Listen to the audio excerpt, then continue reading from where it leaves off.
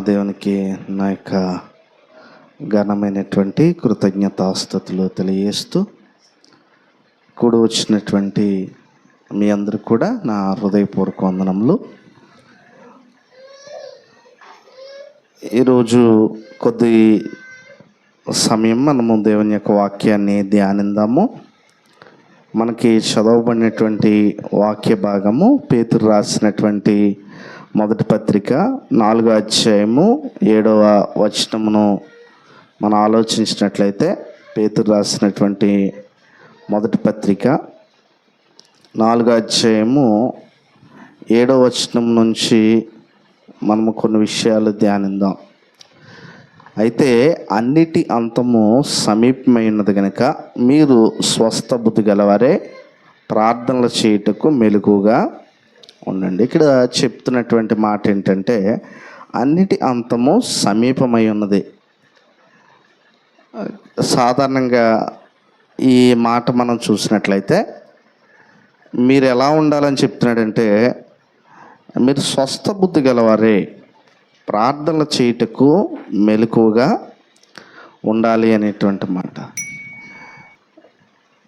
క్రైస్తవ జీవితంలో గూర్చినటువంటి ప్రాముఖ్యమైనటువంటి విషయంలో ఒక సంగతి ఏంటంటే,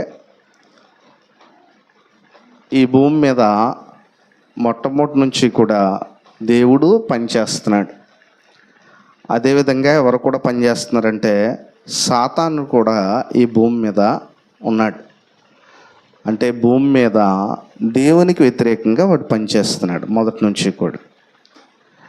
మొట్టమొదట మనం ఆలోచించినట్లయితే, దేవుడు ఆదాము అవ్వలు మరి దేవుడు వారిని సృష్టించినప్పుడు వారికి మరి ఆటంకంగా కూడా, అంటే ఒక రకంగా చెప్పాలంటే అక్కడ కూడా వారిని ఏం చేశాడు? సాతానుడు మోసం చేశాడు. ఇంకనూ మనం ఆలోచించినట్లయితే,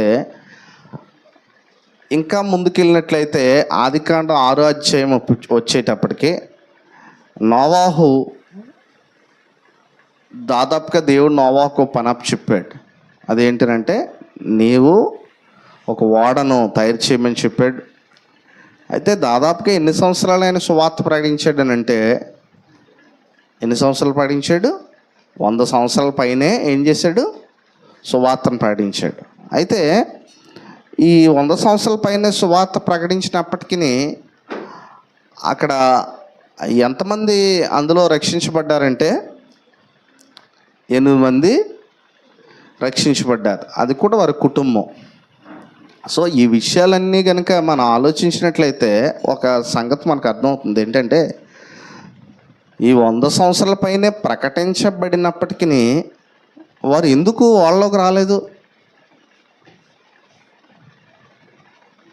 సో ఇక్కడ నోవాహు దేవుని మార్గం గురించి ఖచ్చితంగా, అంటే చాలా సంవత్సరాలు ప్రకటించబడినప్పటికీ వారు రాలేకపోయారు. దానికి కారణం ఏంటంటే వ్యతిరేకత. దేవునికి ఎప్పుడు కూడా వ్యతిరేకంగా సాతాను పనిచేస్తున్నాడు. ఇప్పుడు నిజంగా మనం ఆలోచించినట్లయితే బైబిల్ గ్రంథంలో కొన్ని విషయాలు మనం చూద్దాం. నిజంగా నిజ క్రైస్తవుడిగా నువ్వు జీవించాలని అనుకుంటే, నీవు దేవుని కొరకు ఒక నమ్మకమైనటువంటి క్రైస్తవుడిగా నువ్వు జీవించాలని అనుకుంటే ఖచ్చితంగా నీకు వ్యతిరేకతలు అనేటువంటివి వస్తూ ఉంటాయి. అయితే నేటి క్రైస్తవ సంఘానికి కానీ, లేదంటే సంఘమునికి కానీ, సంఘంలో ఉన్న బిడ్డలకు కానీ ఎందుకు వ్యతిరేకతలు రావట్లేదని అంటే, ఇక్కడ ఒకటి జరిగి ఉండాలి. కారణం ఏంటంటే, క్రీస్తుతో సంబంధం కలిగి ఉంటే ఖచ్చితంగా వ్యతిరేకతలు వస్తాయి. వ్యతిరేకతల కొరకు ఇప్పుడు మొదటి శతాబ్దంలో కానీ, లేదంటే బైబిల్ కాలంలో కానీ వారెవరో కూడా ఇతరులతో గొడవలు పెట్టుకునేటువంటి మనస్తత్వం కలిగినటువంటి వారేం కాదు. ఇప్పుడు మనం చాలాసార్లు ఏం చేస్తూ ఉంటామంటే, లోకంతో వ్యతిరేకంగా పోరాడడం మానేసి లోకంతో కలిసిపోవాలనేటువంటి విధానంలో అడ్జస్ట్మెంట్ చేసుకుంటూ ఉంటాం. అందువల్ల మనకి ఏ విధమైనటువంటి పోరాటాలు ఉండవు, అందువల్ల మన జీవితంలో ఏం చేస్తూ ఉంటామంటే రాజీ పడిపోతున్నాం. కానీ ఒకటి గమనించండి, ఇక్కడ పోరాటాలు చేయమనేటువంటిది కాదు ఇక్కడ ముఖ్యమైనటువంటి సంగతి. యేసుక్రీస్తు ప్రభువు కూడా ఎదుటివాడితో గొడవ పెట్టుకోవాలనే మనసు కలిగినటువంటి వాడు కాదు. పౌలు గారు కూడా ఎదుటివాడితో గొడవ పెట్టుకోవాలనేటువంటి మనసు కలిగినటువంటి వాడు కాదు. అయినప్పటికీ వారికి వ్యతిరేకత వచ్చే కారణం ఏంటంటే, ఈ సువార్త ఎప్పుడైతే ప్రకటించబడుతుందో ఆటోమేటిక్గా మానవుల నుంచి వ్యతిరేకతలు అనేటువంటివి వచ్చాయి. ఈరోజు ఖచ్చితంగా ఒకవేళ లోకంతో కనుక మనం సమాధాన పడినట్లయితే ఏ విధమైనటువంటి వ్యతిరేకతలు మనకు రావు. ఇప్పుడు చూడండి, చాలా సందర్భాల్లో చూడండి, బైబిల్ గ్రంథం మనకి ఏం బోధిస్తుందనంటే, మీరు చూడండి ఏమంటున్నాడంటే, మత్తయి సువార్త 5వ అధ్యాయంలో అక్కడ చెప్పబడుతుంది. మత్తయి సువార్త 5వ అధ్యాయము 10వ వచనంలో ఈ విధంగా చెప్పబడుతుంది. ఒకసారి మత్తయి సువార్త 5వ అధ్యాయం 10వ వచనాన్ని కనుక మీరు చూసినట్లయితే అక్కడ ఈ విధంగా ఉంది. ఎవరైనా గట్టిగా చదవండి. నీతి నిమిత్తము హింసింపబడువారు ధన్యులు, పరలోక రాజ్యము వారిది. ఈ మాట మీరు యేసుప్రభువు వారు చెప్పినటువంటి మాట. నీతి నిమిత్తము ఏం చేయబడివారు?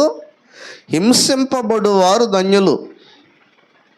హింసించబడినప్పుడు ధన్యులు అని లేదు అక్కడ. హింసించబడితేనే ధన్యుడు అవుతావు నీతి నిమిత్తం. కనుక హింస కానీ శ్రమ కానీ నీకు జీవితంలో కలగట్లేదు అంటే నువ్వు ఖచ్చితంగా లోకంతో కలిసిపోయి ఉండాలి. లోకంతో కలిసి ఉన్నటువంటి వాడికి ఏ విధమైన శ్రమలు రావు.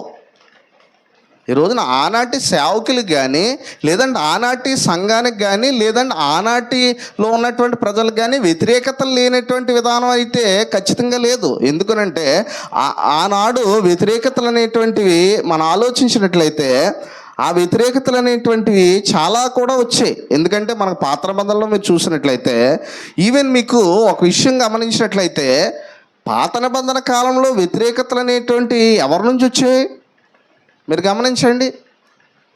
పాత నిబంధనలో వ్యతిరేకతలు అనేటువంటి ఎవరి నుంచి వచ్చాయంటే అన్యుల నుంచి వచ్చి ఉండొచ్చు. ఎందుకనంటే వారి దేవతలను వారు ఏం చేయట్లేదు, పూజించట్లేదు అనేటువంటి సందర్భం. ఇంకోటి ఏంటంటే, పాత నిబంధనలో ముఖ్యంగా బోధకులకు కానీ ప్రవక్తలకు కానీ, లేదంటే ఎవరి నుంచి ఎక్కువ వ్యతిరేకత వచ్చింది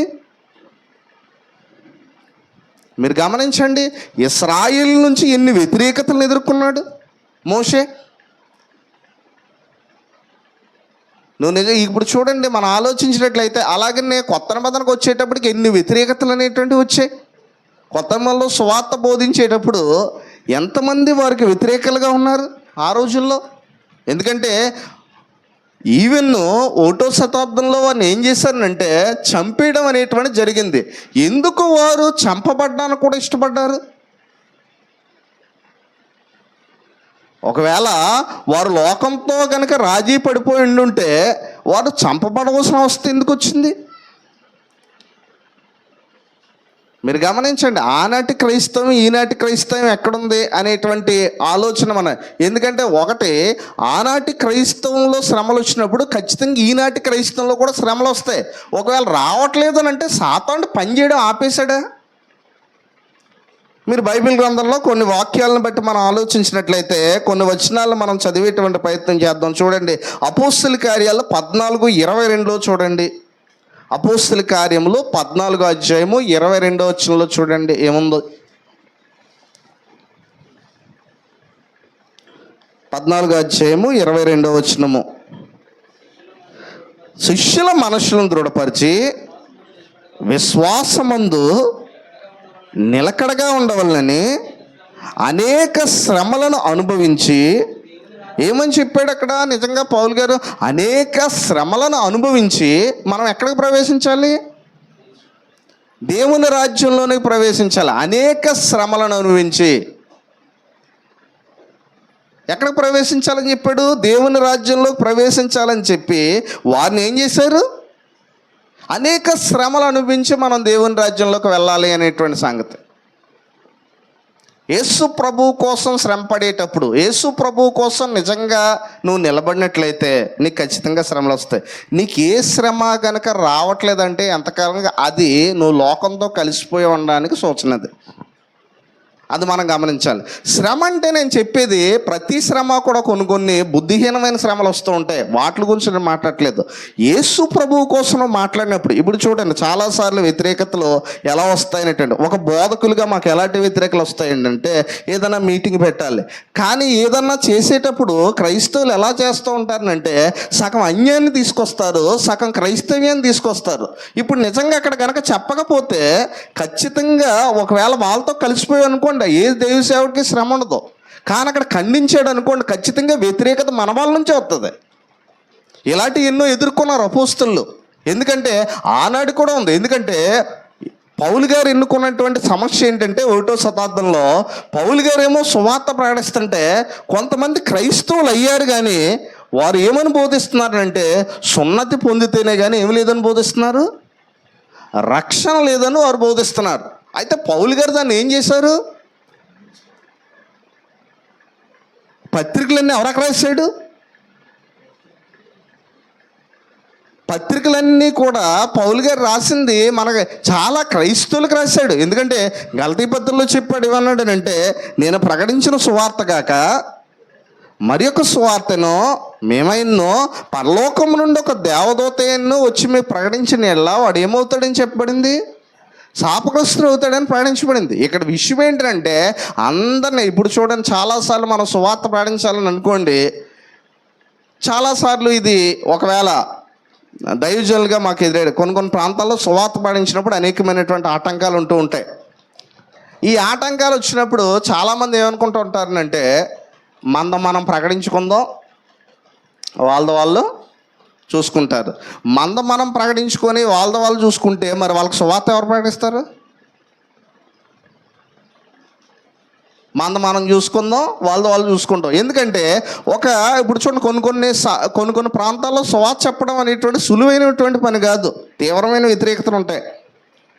ఎందుకంటే మీరు సర్వలోకానికి వెళ్ళి సర్వ సృష్టికి ఏం బోధించమన్నాడు, పరలోకమందును భూమి మీద నాకు సర్వాధికారం అన్నది, భూమి మీద ఉన్నటువంటి వారందరికీ. అందుకే ఏమన్నాడు అంటే మీరు సర్వలోకానికి వెళ్ళి సమస్త జనులను ఎలా ఏం చేయమన్నాడు, శిష్యులుగా చేయండి, సమస్త జనులను శిష్యులుగా చేయండి, సర్వలోకానికి వెళ్ళండి.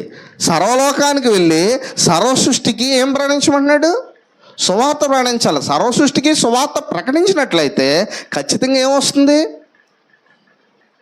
అందరూ యాక్సెప్ట్ చేస్తారా, సువార్తని అందరూ అంగీకరిస్తారా? ఇక్కడ విషయం ఏంటంటే, లేదంటే మీరు చాలా విషయాల్లో చూడండి, బైబిల్ గ్రంథాలకు సంబంధించినటువంటి కొన్ని విషయాల్లో చూడండి ఏంటంటే, నిజంగా మనం దేవుని కొరకు బ్రతకాలనేటువంటి ఉద్దేశమే ఉన్నట్లయితే ఇక చూడండి 2 తిమోతి 3:12 కూడా ఈ మాట ఉంది. చూడండి ఏమంటున్నాడు ఇక్కడ, తిమోతికి రాసినటువంటి 2వ పత్రిక 3వ అధ్యాయము 12వ వచనము, 3వ అధ్యాయము 12వ వచనము అక్కడ కూడా చెప్పబడుతుంది. ఏమంటున్నాడో చూడండి, క్రీస్తు యేసునందు సద్భక్తితో బ్రతుకును ఉద్దేశించు వారందరూ, ఇక్కడ చూడండి సద్భక్తితో బ్రతకాలని ఉద్దేశించినటువంటి వారు. ఈ రోజున క్రీస్తు యేసునందు సద్భక్తితో బ్రతకాలనేటువంటి ఉద్దేశించే వారందరూ కూడా ఏం పొందుతారు, ఎక్కడి నుంచి వస్తాయి వ్యతిరేకతలు?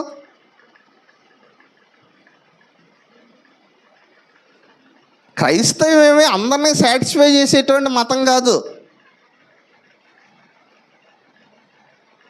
ఒకసారి ఒక వ్యక్తి దేవుని సువార్తను అంగీకరించి బాప్తిసం పొందాలనేటువంటి ఆలోచన కలిగి ఉన్నాడు. అయితే సువార్త విన్నాడు, తన హృదయంలో ఏమైంది, తన హృదయంలో అంగీకరించాడు, బాప్తిసం పొందాలని తీర్మానించుకున్నాడు. ఇంటికి వెళ్ళాడంటండి. ఇంటికి వెళ్ళి రేపు బాప్తిసం తీసుకోవాలి కాబట్టి ఇంట్లో వాళ్ళకి చెప్పాడు. ఇప్పుడు ఆ ఆలోచన కరెక్టా తప్ప? నిజంగా ఒక వ్యక్తి రక్షణ పొంది అంటే బాప్తిసం ద్వారా తన పాపాలకు అడిగి వేసుకొని క్రీస్తు కోసం బ్రతకాలనేటువంటి ఆలోచన తప్ప రైటా? కానీ ఇంటికి వెళ్ళేటప్పటికి అతను ఒక సమస్య వచ్చింది. ఆ సమస్య ఏంటో చెప్పనా, బాబు నువ్వు అప్పుడే బాప్తిసం పొందకో, ఎందుకంటే మీ నాన్నగారికి తలకొరువు పెట్టాలి, అప్పుడు దాకా వద్దని చెప్పారట. ఇప్పుడు ఏం చేయాలి యవ్వనస్తుడు చెప్పండి? ఇప్పుడు ఏంటి అతని డిసైడ్మెంట్, ఏం డిసైడ్ అవుతాడు? ఇప్పుడు చూడండి, తండ్రిని అక్కడ ఉన్నటువంటి కుటుంబ సభ్యులను సాటిస్ఫై చేయాలని అనుకోండి, అతను ఏం పొందక్కర్లేదు. ఇలాంటివి ఖచ్చితంగా వస్తాయి. ఒక్కో సందర్భంలో ఆయన చెప్పాడు, ఎందుకంటే ఎవరినైనా నాకంటే ఎక్కువగా ప్రేమించేవాడు నా రాజ్యాన్ని పోతాడు కదన్నాడు. ఒకవేళ ఈ భూమి మీద ఉన్నటువంటి వాళ్ళందరినీ నువ్వు కలుపుకుంటూ పోయినట్లయితే అక్కడ నిన్ను కలుపుకోవడానికి ఏం సిద్ధంగా లేడు. ఇది ఖచ్చితంగా ఉండాలి. ఇప్పుడు చాలామందికి చూడండి, బంధువులను సాటిస్ఫై చేయడానికి, స్నేహితులను సాటిస్ఫై చేయడానికి, లోకాన్ని సాటిస్ఫై చేయడానికి అనేకమైనట్లు కలిసిపోతూ ఉంటారు. ఎందుకనంటే ఎక్కడికి వెళ్తే అక్కడ అలా ఉండాలనేటువంటి విశ్వాసం తీర్మానం. ఎక్కడికి వెళ్తే నువ్వు అక్కడ అలా ఉంటే ఖచ్చితంగా నీకు శ్రమలు ఉండవు. యేసు ప్రభు వారికి ఆ శ్రమలు ఎక్కడి నుంచి వచ్చాయి మీరు ఆలోచించండి. యేసు ప్రభు వారికి వచ్చినటువంటి శ్రమలు ఎక్కడి నుంచి వచ్చాయి? మీరు ఏదో విగ్రహారాధికుల నుంచి వచ్చాయని కాదు, సొంత వారే ఏం చేశారు యూదులు. చూడండి, మనం ఆలోచించినట్లయితే యోహాను సువార్త 1వ అధ్యాయంలో చూడండి ఏముందనంటే, యోహాను సువార్త 1వ అధ్యాయంలో 1వ అధ్యాయంలోనే ఇక్కడ కొన్ని విషయాలు చెప్పబడుతున్నాయి మనకి. ఒక విషయాన్ని మనం చూడొచ్చు.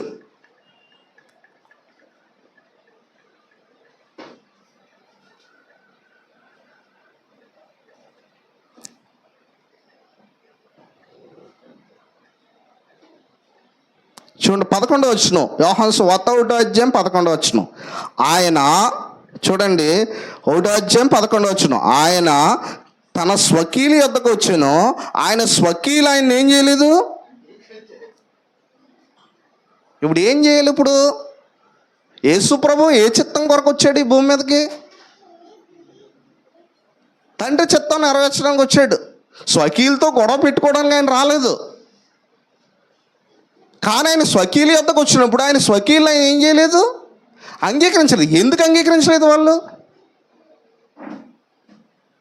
ఒక విషయం ఏంటో తెలుసా అండి, లోకం నిన్ను అంగీకరించినా అంగీకరించకపోయినా నువ్వు ఖచ్చితంగా ఒక్కడమైనా సరే ప్రభు పక్షాన్ని నిలబడాలి.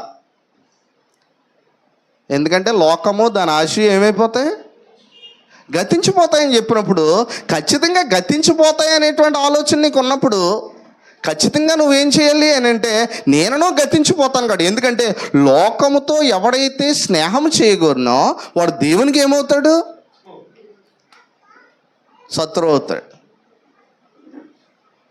దేవుని సువార్త ప్రకటించేటప్పుడు కొంతమంది విశ్వసించి సహవాసం చేయడానికి ఇష్టపడతారు. అయితే అందరికీ అవి నచ్చనప్పుడు ఖచ్చితంగా నువ్వేం చేయాలంటే, నీ నిర్ణయం అనేటువంటిది ప్రభు కొరకు నువ్వు తీసుకోవాల్సినటువంటి ధైర్యం నువ్వు కలిగి ఉండాలి. ఎందుకంటే ఇంకా మనం ఆలోచించినట్టయితే కొన్ని విషయాలు చూడండి. ఏమంటాడంటే, ఫిలిప్పీలకు రాసిన పత్రిక 1వ అధ్యాయం 29వ వచనంలో కూడా ఉంది. ఫిలిప్పీలకు రాసిన పత్రిక 1వ అధ్యాయం 29వ వచనంలో ఏముందో చూడండి. ఫిలిప్పీలకు రాసిన పత్రిక 1వ అధ్యాయము 29వ వచనము అక్కడ కూడా ఉందో చూడండి.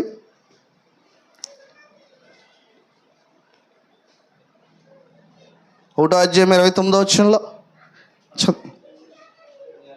ఏలయనగా మీరు నాయందు చూసినట్టు నాయందున్నదని మీరు ఇప్పుడు వినుచున్నట్టు పోరాటం మీకు కలిగి ఉన్నందున క్రీస్తునందు విశ్వసించుట మాత్రమే గాక ఆయన పక్షమును శ్రమపడుటయు ఆయన పక్షమును మీకు ఏం చేయబడింది. ఇప్పుడు మీరు ఆలోచించండి, అసలు క్రైస్తవుడికి శ్రమలు ఎందుకు వస్తాయి?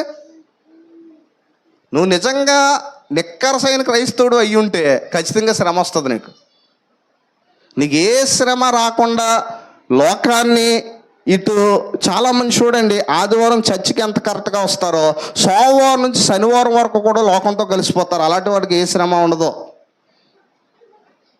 నువ్వు ఖచ్చితంగా చేసినప్పుడు చూడండి, ఈవెన్ ఇది కేవలం విశ్వాసుల లోపమే కాదు, దైవజనుల్లో కూడా చాలామంది ఏం చేస్తారనంటే, ఎక్కడ సంఘం తగ్గిపోద్దేమో అని చెప్పి సంఘాన్ని దృష్టిలో పెట్టుకొని బోధ చేస్తూ ఉంటారు చాలామంది. ఆనాటి బోధకులు అలాంటి వాళ్ళు కాదు. ఏదోలాగా జనాలను పోగేయమన్న పని సేవకుడికి అప్పగించలేదు. ఏదోలాగా పోగేయాలనుకుంటే సువార్త ఆయన పాటించవలసిన అవసరం లేదు. ఏదోలాగా పోగేయి అని అనలేదు. మీరు సువార్త పాటించండి, సర్వలోకానికి వెళ్ళి సర్వ సృష్టికి సువార్త ప్రకటించండి. ఏదోలాగా ఇప్పుడు చూడండి, చాలాసార్లు కొన్ని సంఘాలు ఏం చేస్తున్నారంటే ప్రజల్ని అట్రాక్ట్ చేయడానికి మ్యూజిక్ని తీసుకొస్తున్నారు. కొన్ని సంఘాల్లో ప్రజల్ని అట్రాక్ట్ చేయడానికి ఏం చేస్తున్నారు, రకరకాల కార్యక్రమాలు సాగించి ఎలాగోలాగో వారిని సంఘాల్లో కలుపుకోవడానికి ఎదురు చూస్తున్నారు. కానీ సువార్త ప్రకటించడం ద్వారా 1వ శతాబ్దంలో మీరు కనుక చూసినట్లయితే ఆనాటి సంఘాలు ఎలా ఏర్పడ్డాయంటే సువార్త ప్రకటించటం వలననే వారు వెళ్ళి సమస్యలకు ఏం ప్రకటించారు, సువార్త ప్రకటించారు. వారు వచ్చినా రాకపోయినా సువార్త ప్రకటించారు. ఎక్కడా కూడా వాళ్ళు రావట్లేదని చెప్పి వారు ఒక మెట్టి దిగిపోయి వెళ్ళి దేవుణ్ణి వదిలేసినటువంటి వారు కాదు అపోస్తులు. మీరు చూడండి ఒకసారి ఈ మాట చూడండి, ఏమంటున్నాడనంటే క్రీస్తు పక్షమున, అందుకే అంటున్నాడు క్రీస్తునందు విశ్వాసం ఉంచుట మాత్రమే కాదు. చాలామందికి క్రీస్తునందు విశ్వాసం ఉంచడం అంటే ఏంటో తెలుసు, కానీ క్రీస్తు పక్షమున శ్రమపడుటయు మీకు ఏం చేయబడింది, క్రీస్తు కోసం శ్రమ పట్టడం మీకు ఏం చేయబడింది అన్నాడండి, అనుగ్రహించబడింది. ఈ రోజులు ఎన్ని వ్యతిరేకతలు వస్తాయి. భారతదేశంలో సువార్త చేయడం అంత సింపుల్ థింగ్ కాదు. చాలాసార్లు ఈ సమస్య ఎవరికి తెలుస్తూ ఉంటుందంటే దైవజనులు అనేక ప్రాంతాల్లో ప్రకటించినప్పుడు కొంతమందిని అయితే ఏం చేస్తున్నారంటే దేవుని సువార్తను ప్రకటించినప్పుడు కొడుతున్నారు, కొంతమందిని అయితే హింసిస్తున్నారు, కొన్ని ప్రాంతాల్లో అయితే ఏం చేస్తున్నారు, చెప్పేస్తున్నారు. ఇంకో సంగతి చెప్పనా, ఇప్పుడు ఇది అన్యుల నుంచి వచ్చేటువంటి వ్యతిరేకత అనుకుంటున్నారు. అది ఒక్కటి మాత్రమే కాదు, ఒకవేళ ఈవెన్ సంఘాల నుంచి కూడా వ్యతిరేకత వస్తుంది. ఎలానంటే ఒక దైవజనుడు దేవుని యొక్క వాక్యమును బోధించినప్పుడు ఈ భారతదేశంలో అనేకమైనటువంటి ఆచారాలు ఉన్నాయి. మీరు చూడండి, ఒక పెళ్లి సమస్య తీసుకోండి. పెళ్ళి వచ్చేటప్పుడు సేవకు ఎన్ని సమస్యలు వస్తాయి తెలుసా. సంఘం ఉందని అనుకోండి, ఆటోమేటిక్గా ఏం చేస్తుంటారంటే ఒకరితో అందరూ కలిసిపోతారు. కానీ సేవకుడు బాబు ఇదే ముహూర్తం ఏంటంటే ఎందుకనంటే అది సేవకుడే ఖండించాలి. ఒకవేళ ఖండించాడు అనుకోండి, ఆయన ఇంతే అంటారు. ఇవన్నీ ఎదుర్కోవాలి. ఇప్పుడు ఏం చేయాలి, ఎందుకంటే బాబు నీ ముహూర్తంతో పని ఏంటి, ఏ రోజైనా ఎవరు సృష్టించారు, దేవుడు సృష్టించాడు అనేటువంటి తీర్మానాన్ని వారికి ఖచ్చితంగా బోధించాలి. సంఘం అంటే దేవుని జ్ఞానాన్ని ప్రజలకు ప్రకటించేటువంటిది. ఎందుకంటే సంఘము ద్వారా నానా విధములైనటువంటి జ్ఞానము ఇప్పుడు ఏం చేయబడాలట, తెలియపరచబడాలని ఉద్దేశించాడంటండి ఆయన. సంఘము ద్వారా నానా విధములైనటువంటి జ్ఞానం తెలియపరచబడాలి. అందుకే ఇక్కడ చూడండి, పూర్వమైనటువంటి ప్రవక్తలను కూడా క్రైస్తవంలో చూడండి, మత్తయి సువార్త 5వ అధ్యాయం 12వ వచనంలో కూడా ఉంది. చూడండి ఏమంటున్నాడంటే పరిశుద్ధులు కొంతమంది అనుభవాల్లో కూడా వారు శ్రమ పొందుకున్నారు. మత్తయి సువార్త 5వ అధ్యాయము 12వ వచనంలో చూడండి ఏమంటున్నాడు, సంతోషించి ఆనందించుడి, పరలోకమందు మీ ఫలం అధికమగును. తర్వాత ఏమంటున్నాడు, 5వ అధ్యాయం 12వ వచనంలో, ఎలాగున వారు మీకు పూర్వమందున్న ప్రవక్తలను ఏం చేశారు, పూర్వమందున్న ప్రవక్తలు సుఖంగా ఉన్నారా, పూర్వమందున్న ప్రవక్తలను ఏం చేశారంటే హింసించారు. వారు హింసలు పడ్డారు, వారు ఎన్నో నేరారోపణలు పడ్డారు. చూడండి, మీకు గమనించినట్లయితే ఇప్పుడు పాత నిబంధన గ్రంథంలో ఒక నాయకుడు మనం తీసుకోండి. ఇశ్రాయేల్ యొక్క మొట్టమొదటి నాయకుడు ఎవరు, మనందరికీ బాగా తెలిసినటువంటి విషయమే. ఎవరు ఇశ్రాయేల్ని మొట్టమొదటిగా నడిపించారు, మోషే నడిపించాడు. ఈ మోషే ఎన్ని సంవత్సరాలు నడిపించాడు,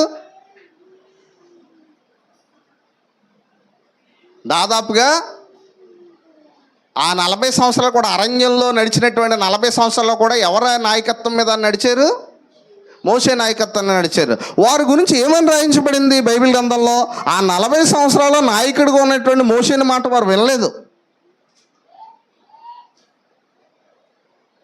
చాలా సందర్భాల్లో మోషేకి వ్యతిరేకతలు ఎక్కడి నుంచి వచ్చాయో తెలుసా, ఇశ్రాయేలీలు ఎంత వ్యతిరేకించారు వాళ్ళు. దేవుని మాటలకు ధర్మశాస్త్రానికి లోబడలేదు. చివరికి సమస్య ఎక్కడి నుంచి కూడా వచ్చింది తెలుసా, అహరోన్ దగ్గర నుంచి కూడా సమస్య వచ్చింది, మిరియాం దగ్గర నుంచి కూడా సమస్య వచ్చింది. అయినప్పటికీ వారు ఎలా నిలబడ్డాడంటే మోషే, అందుకే నా ఇల్లు అంతట్లో మోషే నమ్మకస్తుడు. నువ్వు దేవునికి నమ్మకస్తుడిగా ఉండాలి. లోకం అంతటిని కలుపుకొని నేను లోకం అంతటిని ఏదో చేస్తాననేటువంటి కథలు దేవునికి చెప్పడానికి వీల్లేదు. మనం దేవునికి నువ్వు నమ్మకస్తుడిగా ఉండాలి. లోకంతో నువ్వు నీ బంధువులు నీతో ఉన్నా లేదా, నీ స్నేహితులు నీతో ఉన్నా లేదా, లేదంటే నీ కుటుంబ సభ్యులు నీతో ఉన్నది, నువ్వు మాత్రం దేవుని నమ్మకస్తుగా ఉండాలి. ఎందుకంటే నమ్మకమైనటువంటి వారికి మాత్రమే దేవుడు ఏం చేస్తానన్నాడు, దీవెనలు మెండుగా కలుగుతాయని చెప్పాడు. ఇక చూడండి ఒకసారి హెబ్రీ రాసినటువంటి పత్రిక చూడండి 3వ అధ్యాయంలో చూడండి. ఇశ్రాయేలు గురించి ఆయన రాశాడు.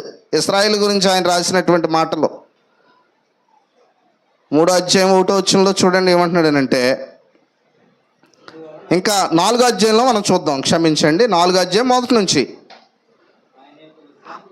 ఆయన యొక్క విశ్రాంతిలో ప్రవేశించుదమని వాగ్దానం ఇంకా నిలిచి ఉండగా మీలో ఎవడెన్నో ఒకవేళ ఆ వాగ్దానం పొందకుండా తప్పిపోనేమని భయం కలిగి ఉందమో.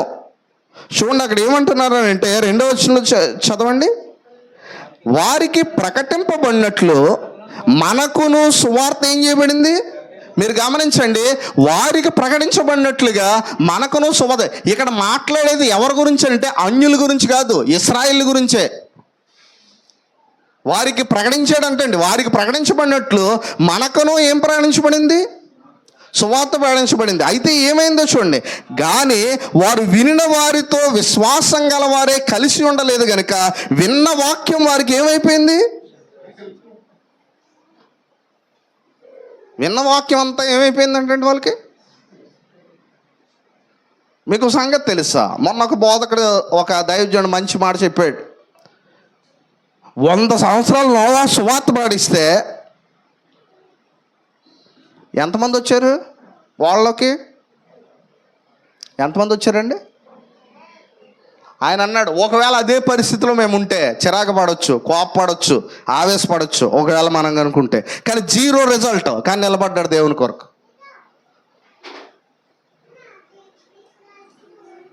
రేపొద్దున్న యేసు ప్రభు రాకల్లో సంఘము ఒకవేళ నిలబడేటప్పుడు ప్రతి దైవజనుడిగా మమ్మల్ని అడిగేటువంటి ప్రశ్న ఏంటంటే, నువ్వు ఎంతమందిని పోగు చేసావు అనేటువంటి ప్రశ్న అడగడం, నువ్వు ఎంత నమ్మకంగా సేవ చేసావు అన్న ప్రశ్న అడుగుతాడు. ఎందుకంటే దేవుడికి నెంబరింగ్ కాదు కావాల్సింది. ఈరోజు నెంబరింగ్ కోసం చాలామంది పాస్టర్లు చాలా తాపత్రయపడుతున్నారు.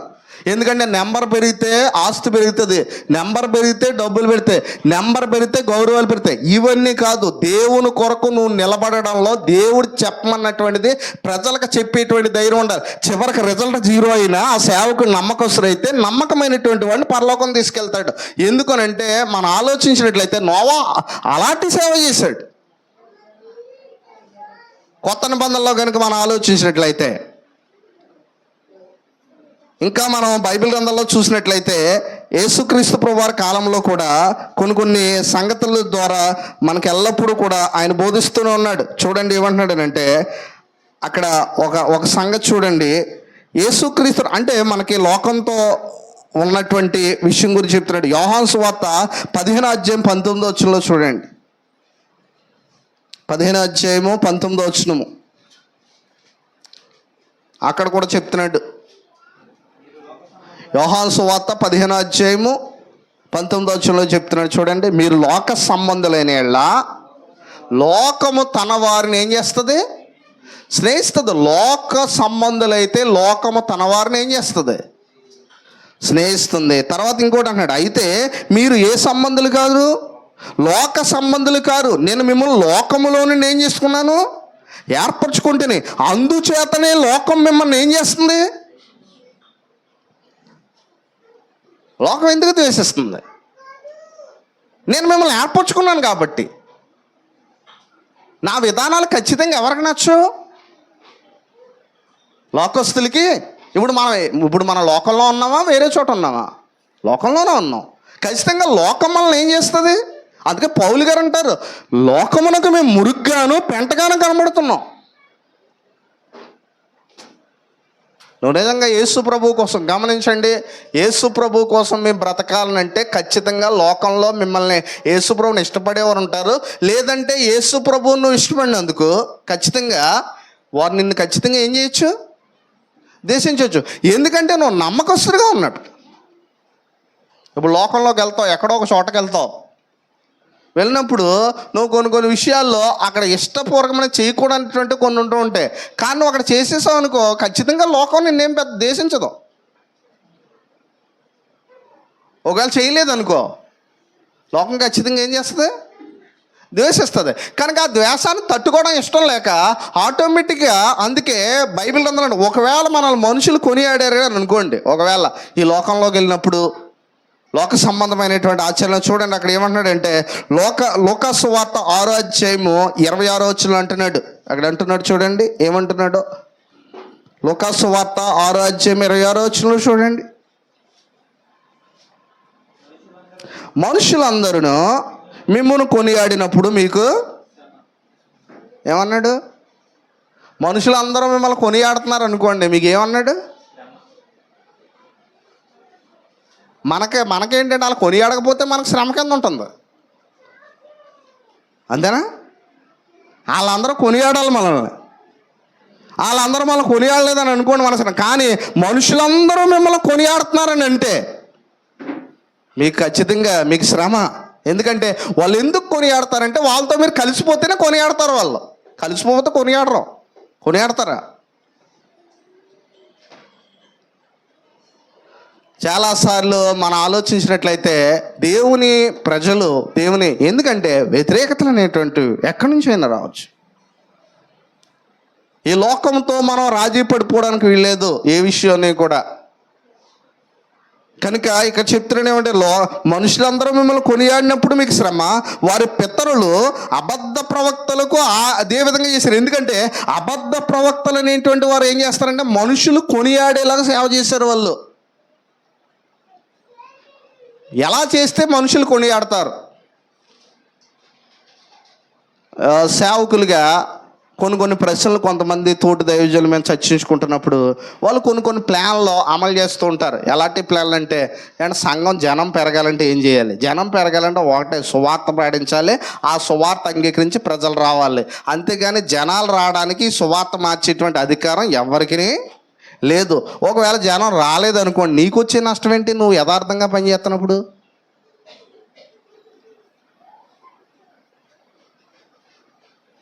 ప్రతి వానికి వాని క్రియలు చెప్పినా ఎవరు ఇస్తానన్నారు? ప్రతిఫలం దేవుడు ఇస్తానన్నప్పుడు ఒక దైవజనుడిగా నువ్వు నమ్మకంగా సువార్త చేయాలి. అంత మాత్రం ప్రతి విశ్వాసిని నమ్మకస్తుడిగా తయారు చేయాలి. ఎందుకంటే ఒక ఆయన చెప్పాడండి, ఏమన్నాడనంటే, క్రీస్తు సంఘం అనే ఓడ ఇది విహారయాత్ర ఓడ కాదు, యుద్ధ నౌక అని చెప్పాడు ఒక ఆయన. యుద్ధ నౌకి విహారయాత్ర నౌకి తేడా తెలుసా? విహారయాత్ర నౌక ఏం చేస్తుంది? విహారయాత్ర నౌకిని యుద్ధ నౌకి తేడా ఏంటో చెప్పండి. యుద్ధ నౌక ఎప్పుడు కూడా ఎవరితో పోరాడడానికి సిద్ధంగా ఉంటుంది? శత్రువుతో పోరాడడానికి సిద్ధంగా ఉంటుంది. కానీ విహారయాత్ర నౌక ఏంటంటే అందులో చక్కని ఎంజాయ్మెంట్స్ ఉంటాయి, చాలా ఎంజాయ్మెంట్స్ ఉంటాయి. చూడండి, మీరు కనుక ఆలోచించినట్లయితే ఎంజాయ్మెంట్స్ చక్కని భోజనం ఉంటుంది, లేదంటే చక్కని విహారయాత్ర, ఎందుకంటే చక్కని ప్లేసులు చూడొచ్చు, చక్కని ప్రాణంగా నెమ్మదంగా ఉంటుంటుంది. కానీ యుద్ధ నౌకలు అలాంటి సిస్టమ్ ఏమి ఉండదు. యుద్ధ నౌక ఎప్పుడు కూడా అందులో ఉన్నటువంటి సైనికులు ప్రతి గోల్ ఏంటంటే శత్రువు ఎక్కడ వచ్చి అటాక్ చేస్తాడనేటువంటిది. ఎందుకంటే మీరు అపవాదిని ఎదిరించుటకు ఏమన్నాడండి? దేవుడిచ్చు సర్వాంగ కవచమును ఏం చేయమన్నాడు? ధరించుకోండి అన్నాడు. కాబట్టి ఈ భూమి మీద ఉన్నటువంటి మనం ఇప్పుడు సాధారణంగా వచ్చేటువంటి శ్రమలు, అన్యుల దగ్గర నుంచి శ్రమలు రావచ్చు మీకు. రెండోది, అబద్ధ బోధకుల దగ్గర నుంచి శ్రమలు వస్తాయి. రెండోది, ఒకవేళ మనం ఆలోచించినట్లయితే ఇప్పుడు దైవజనులకు వచ్చేటువంటి శ్రమలు ఏంటంటే అన్యుల దగ్గర నుంచి రావచ్చు, అబద్ధ బోధకుల దగ్గర రావచ్చు, ఒక్కోసారి సంఘస్థులతోనే సమస్యలు రావచ్చు. ఎందుకంటే ఈ వాక్యం కనుక నచ్చకపోతే వాడు నా గురించే చెప్తున్నాడు అని అనుకుంటాడు. కానీ నీ గురించే చెప్తున్నప్పుడు నువ్వే మారాలి. మరి నీ గురించి చెప్పండి, నువ్వు మార్చుకోవడానికి వాక్యం చెప్పకపోతే మరి ఇంకెంతకాలము నువ్వు అదే విధంగా జీవిస్తావు? వాక్యం నా గురించే చెప్పబడుతుందని ఎవరన్నా అనుకుంటే, అవును, నీతోనే దేవుడు మాట్లాడుతున్నాడు. మారవలసింది ఎవరు? నువ్వే. మరి ఎవరితో మాట్లాడతాడు దేవుడు? దేవతలతో మాట్లాడతాడా? తన సేవకుల ద్వారా? ఎందుకంటే ఖచ్చితంగా దేవుని యొక్క వాక్యంలోది ఏదని. ఎందుకంటే సంఘము, అందుకే ఆయన నియమించాడు. ఏమన్నాడు సంఘము క్రీస్తునకు కలిగిన సంపూర్ణతకు సమానమైన సంపూర్ణత గలవారు మగు ఒక దేవుడు ఏం చేశాడంటే నియమించాడంట. ఈ భూమి మీద ఉన్నప్పుడు మనందరం కూడా చేయవలసింది ఏంటంటే, మనం పోరాడింది శరీరాలతో కాదు, కానీ ఏం చేస్తున్నాము, ఆత్మల సమూహంతోనూ, ఈ లోకనాథులతో చూడండి పోరాడింది. అందుకే ఎఫెసీ పత్రికలో మాట అన్నాడు. ఏమన్నాడో చూడండి, 6వ అధ్యాయంలో అదే విషయాన్ని మనకు ప్రస్తావించడం అనేటువంటి జరుగుతుంది. ఎఫెసీలకు రాసిన పత్రిక 6వ అధ్యాయము అక్కడ చెప్తున్నాడు చూడండి.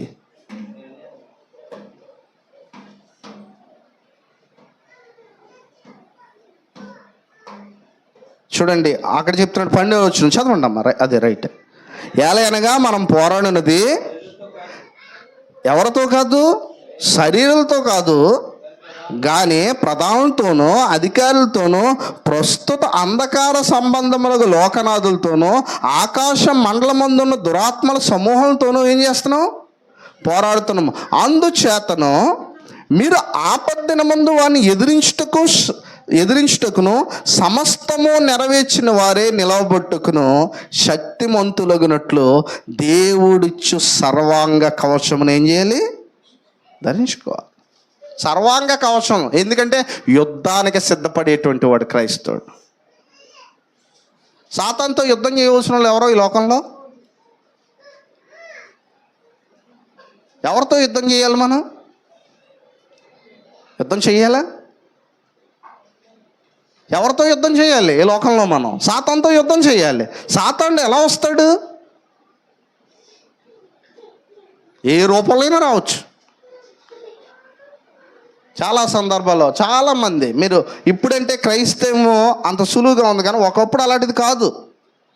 ఒకప్పుడు క్రీస్తుని ఎవడన్నా నమ్ముకున్నారని అంటే ఇంట్లోంచి వెళ్ళేసేసేవారు అతన్ని. ఇప్పుడు ఇంకా అంత లేదు.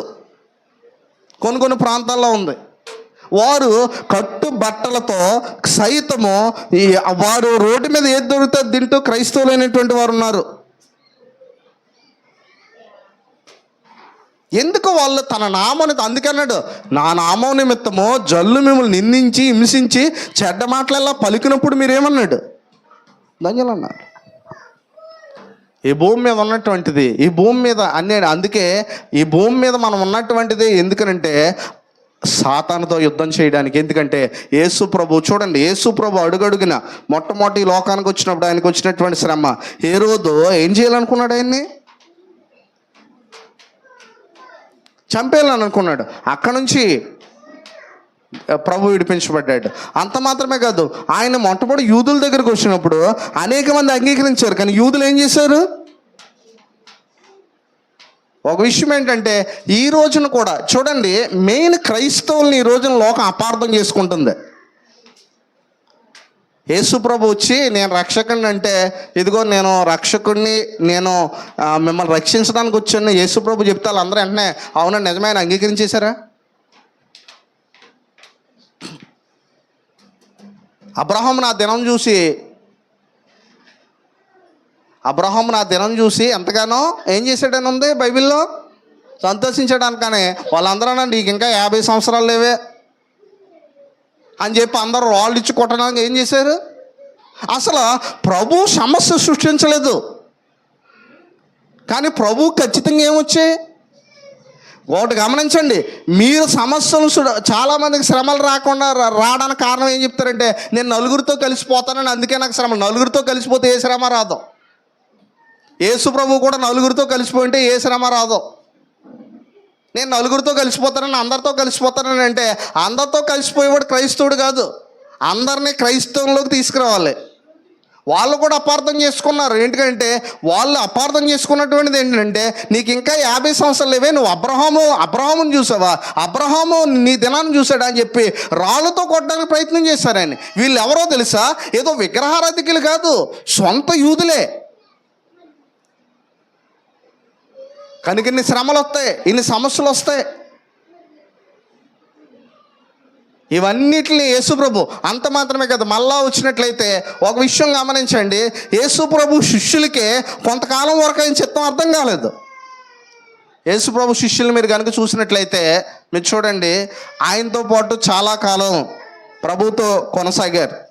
ఒకరోజు యేసుప్రభు ఏమన్నాడంటే, మత్తయి సువార్త 16వ అధ్యాయంలో ఏమన్నాడనంటే, మనం ఆలోచిస్తే అక్కడ ఒక మాట చెప్పాడు. ఏమన్నాడంటే, మనుషులందరూ నా గురించి ఏమనుకుంటున్నారని అడిగితే కొంతమంది ఏలియా అనుకుంటున్నారు, కొంతమంది ఏమనుకుంటున్నారు ప్రవక్తల్లో ఒకడనుకున్నారు, రకరకాల వివరణలు ఇచ్చారు. కానీ పేతురు మాత్రం ఏమన్నాడంటే, నీవు సజీవుడైన దేవుని కుమారుడైన క్రీస్తు,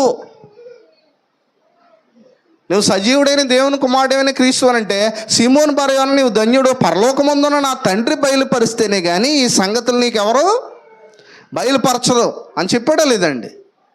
చెప్తే కింద మాట అన్నాడు, మనుష్య కుమారుడు అనేక శ్రమలు భరించి, అనేక నిందలు భరించి, ప్రధాన యాజకుల చేతను శాస్త్రుల చేత అనేక నిందలు భరించి చనిపోయి 3వ దినము లెగుట అగత్యమని మీతో చెప్తానంటే, పేతురు వెంటనే చేయి పట్టుకొని ఏమన్నాడు, అది నీకు ఏమోను కాకన్నాడండి, దూరమోను కాకన్నాడు. అయితే యేసుప్రభు ఏమన్నాడనంటే, ఇక్కడ సొంత వాడిని హర్ట్ చేయకూడదు కాబట్టి, అవునా పేతురు సరే శబాస్ నాకు క్షేమం కోరుకుంటున్నాను అనలేదు. సాతానా వెనకపో, నువ్వు మనుషుల సంగతులను ఆలోచిస్తున్నావు కానీ దేవుని సంగతులను ఏం చేయట్లేదు. ఇవాడు యేసుప్రభు సొంత వారిని కూడా ఖండించాడు. ఓసారి ఆయన్ని పట్టుకోవడానికి వచ్చారు చాలామంది. పేతురు ఏం చేశాడు, చెవి ఏం చేశాడు, అవతలోడు చెవి ఏం చేశాడండి. ఇప్పుడు మిగతా ఎవరితోనే గొడవ ఉందనుకోండి, ఎవరితోనని ఇప్పుడు మన పక్షాన ఉన్నోడు వెళ్ళి అవతలను కొడేశాడు, వెంటనే మీ ఫీలింగ్ ఎలా ఉంటుంది? అమ్మయ్య, ఇంత కాలానికి నా పక్షాన ఎవడో లేడు కానీ ఈ రోజుకి ఒక్కడు తయారయ్యాడు నా పక్షాన, ఆర్డర్ నిజమైన స్నేహితుడు అంటే అంటాం మనం అయితే. అవునా? ఎవడో నాకు సపోర్ట్ చేయలేదండి, అతను ఒక్కడు వచ్చి నా కొరకు నిలబడి అవతలను కొడేశాడని అంటాం మనం. కానీ పేతురు ఏమన్నాడు తెలుసా? పేతురు కత్తి వరలో పెట్టు. ప్రతిసారి లోకం నీతో కలిసిపోతుందంటే నువ్వు మంచివాడు అని కాదు, లోకంతో కలిసిపోతున్నావు.